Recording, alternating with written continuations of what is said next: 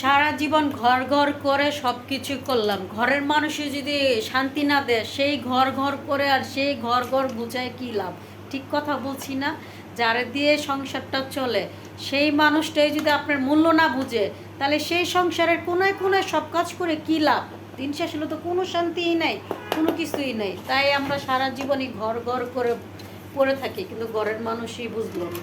ঠিক বলছি কিনা কমেন্ট করে বললেন তো। দুঃখের কথা আজকে আপনাদের সাথে বললাম। আর আজকে আমার ইচ্ছা করতেছে না রান্না করতে, এই জন্য ফাঁকিবাজি রান্না শুরু করলাম। মুরগি হাতে সব মশলা দিয়ে তারপরে যে মাইকা ফেলতেছি। বিশ্বাস করবেন না, আজকে মন মেজাজ ভালো থাকে না। যদি সংসারে লাগে ঝগড়া, রান্না বাড়ি তো দূরের কথা, এক গ্লাস পানি খাইতেও ইচ্ছা করে না। আর না রান্না করলেও তো চলবে না, বাচ্চাদের আছে, বাসার মধ্যে এতগুলো মানুষ আছে, না রান্না করলেও চলবে না। কারণ এরা তো আর বুঝবে না যার যার মনের অশান্তির কথা। তাদের পেট তো ভরে যাইব, তাদের পেট ভরা না থাকলে তো তাদের আবার আরেক অশান্তি লাগিয়ে যাইব। তাই এই যে রান্না বসাইতেছি, যতই খারাপ হোক আর যাই হোক, রান্না করতেই হবে। এই হলো আমাদের জীবন। কি করব, কিছু করার নেই। যাই না কী দিয়া রান্না করতেছি বুঝতেছি না, খেয়া ফেলাইতেছি, যাই না কি হবে।